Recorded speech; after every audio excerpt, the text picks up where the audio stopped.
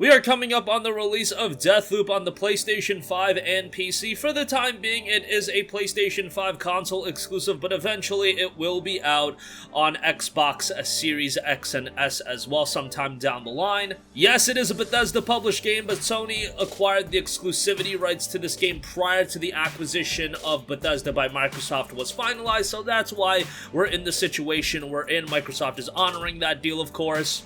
Not really much you could do about there, but in this video, I do want to talk about Deathloop and what you need to know before you drop your $60 on the game come September the 14th. Now, right off the top, yes, it is a Bethesda published game, but it is being developed by Arcane Studios. Now, for those not familiar with Arcane Studios, that's really unfortunate because they've done some really great titles.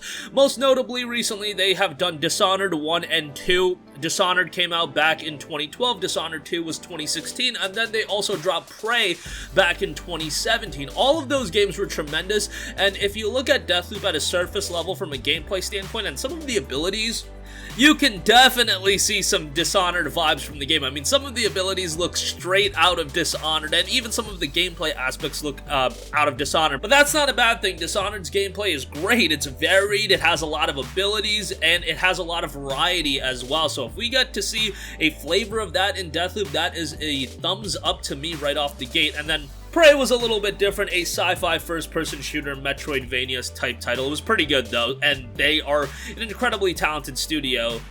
But on to the game itself, Deathloop has the player in the role of the main character Colt, an assassin who is stuck in, yes, a time loop, waking up on a beach at the island of Black Reef. The other residents of Black Reef, a former army base where strange experiments had once been held, have invested in the island and have gathered for this night to hold a party that seemingly lasts forever, as at the end of each night, yes, it does in fact last forever, the island resets the start of the party in this time loop. Because of the reset, the partygoers have no memory of what happened. However, Colt is in this time loop and he does have all of the memories from each loop that he goes through, learning the behaviors and the patterns of the partygoers with each loop, and thus it'll make every loop something you can learn from and tackle every situation differently. Now, Colt's in this loop, but what is he doing? Well, he has been tasked to take out 8 targets across the island before midnight, as leaving even one alive will cause the time loop to reset and undo all of his work. Further, should Colt die before taking out the 8 targets, he'll wake back up at the start of the loop. Now, there have been games that have done time loops in the past, however, this one is a little bit different, as Deathloop is not strictly timed and is aimed to give players more time and freedom to take out these 8 targets in one single loop. The player uses a combination of a variety of things such as stealth, parkour, attacks, skills, gadgets, and powers. And by the way, all of those elements were very much relevant in Dishonored, and it seems like that has completely been integrated into Deathloop as well. And let me tell you again, that is a very positive thing. Those comparisons to Dishonored, if you have not played Dishonored, that is some of the best praise you can give to Deathloop right off the bat. So take that for what it is. Throughout the game, you'll have to avoid or take out the guards and learn the patterns of Colt's target to figure out the right order to eliminate them, and you'll have to use a variety of guns, melee attacks, and other environmental means, and there's going to be a lot that Colt is going to have at his disposal. Now also, Colt is not going to be the only playable character in the game. Yes, the game features 2 primary characters, Colt, who we already spoken about, but also there is another playable major character in Juliana. The playstyles of both characters are going to be distinctly different and offer a variety of gameplay differences, because how you tackle each situation, because they have separate goals, is going to be an integral part of the gameplay. So when you play as Colt, you're playing through Deathloop's main campaign. You can choose to allow other players to invade your campaign, adding another layer of the challenge and unpredictability, regardless of you enabling or disabling the multiplayer invasion elements of the game, which you have the option to do. If you don't want to deal with invasions, and I know some people are not going to be a fan of that, you can turn that off. However, Juliana, who will be the invader, is going to be present in the game regardless.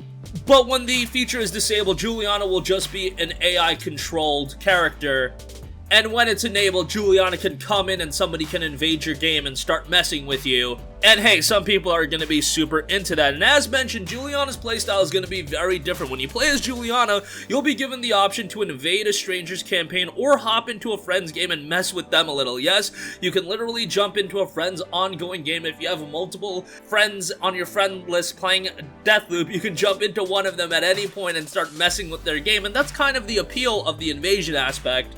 And personally speaking, has me pretty excited about, you know, just messing with people if nothing else. Through jumping in, you'll hunt Colt down through a district and your mission is over when you've put an end to his run. That doesn't mean you have to only kill him once, however, one kill of Colt is not going to mean game over and victory for you. This is thanks to his reprise ability. You may need to kill him up to 3 times before his mission ends. Juliana only gets 1 life, however, so she'll need to be a little bit more careful because 1 death for you and ba-bang, it's game over. Now, I should also add, Juliana is a little bit interesting in playstyle because while with Colt you have this dedicated goal of killing all of your targets, Juliana was described by Arcane as more of an entertainer and a showboat where you're going to be credited points based on style and what you do, and necessarily not winning the game, quote-unquote winning the game, is your entire goal. You want to have fun playing as Juliana. And it was noted by them, we don't incentivize winning as Juliana that much. We see her more as an entertainer, so what we reward is playing with style, playing creatively, or playing cautiously, things like that. It's going for more of a free-form and stylistic approach where it's really up to the player as Juliana to creatively do whatever they want. Like, you could go and try to kill Colt right away, and that could be your primary goal, or you could just be a little bit cruel and sadistic and be like, hey, I know where Colt is, I'm gonna let that other player try to kill everybody, almost finish, and then I'm gonna swoop in and ruin all the fun for him, because you're a bit of a cruel person like that, and you can have fun that way, and definitely that is something that is almost being encouraged by Arcane, which I just find absolutely fascinating. I think that's gonna add so much fun to the game, and on the surface, when I look at the game, when I read everything about the game, it seems to me that, hey, somebody like me, I'm going to be all over playing as Juliana more so than Colt, because Colt is kind of having a dedicated goal set. With Juliana, you could really do whatever the hell you want, and that's super exciting to me. Now, whether you play as Colt or you want to be the invader as Juliana, you'll start both games the same way. Before you enter a district, you'll choose your weapon and ability loadout. There is some crossover between what the rivals have access to, but they both have their own unique skills and abilities. Juliana, on one hand, her signature power is Masquerade, which allows her to trade appearances with another Eternalist or Visionary, or even Colt.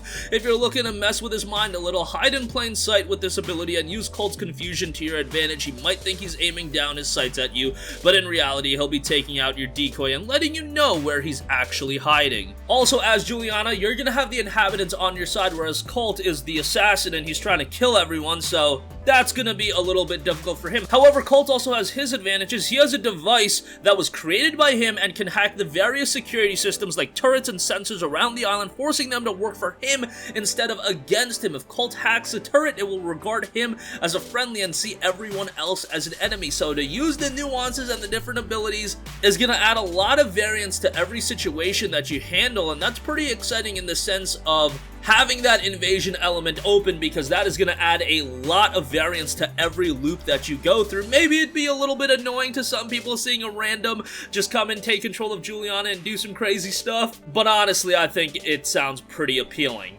Also, as Deathloop is a PlayStation 5 console exclusive, it'll be available on PC as well, but the PlayStation 5 exclusive features are being utilized. Deathloop was an early example of what was example with the DualSense wireless controller. You mentioned the trigger locking to represent your gun jamming, but when you're out of ammo, the trigger effect will disappear even before your brain registers it. The animation, the click-click sound, you'll know you're out. On top of that, with the controller, if Colt is running, the haptic feedback will be a little bit more intense, but if Colt is slowly sneaking up on an enemy, it does slow it down. The PlayStation 5 console also brings the game in a beautiful 4K and 60 frames per second. On top of that, you'll have another option, gameplay mode, where you can play the game visually with ray trace sunlight shadows and ambient occlusion. Now, visuals will obviously be adjusted, that and the frame rate when you have ray tracing enabled, so bear that in mind. With a game like this, you might want to play it at a consistent 60 frames per second. Finally, I do want to talk a little bit about pricing and the editions available. Now, the game will be out September the 14th, and the version standard is $60. However, if you buy the game digitally and you have PlayStation Plus, it'll actually be $54, so you can save a little bit of money. And on top of that, if you pre-order right now, you do get some additional bonus items. Storm Rider Cult Skin, pre-order bonus on top of that, Royal Protector Machete, and then you get a 1 trinket equipable buff. There is a deluxe edition, which is $80, $72 with PlayStation Plus. That'll give you all of the aforementioned pre-order bonuses, and on top of that, you'll get a Sharpshooter Juliana skin, a Party Crasher Cult skin, Eat the Rich Tribunal, and the original game soundtrack to wrap things up. So again, that is $72, and that is gonna do it for me. Again, Deathloop is one of the major games that's releasing in the latter portion of this year. A lot of people are really excited for it. I'm a little bit iffy on it at this point. I really want to see the longevity of the game and how much people are going to stay invested into the experience, and how much variance can they really add with each playthrough. But if they can have a healthy level of variance, I do think this is a game people are going to constantly go back to and have a lot of fun with, especially, again, if you have a bunch of people on your friends list playing the game. I think the memes that could be generated while playing and just messing with people, I think that could be a lot of fun. But that's gonna do it for me. Sound off with all of your thoughts. Let me know your excitement level for Deathloop. Thank you for watching, and goodbye.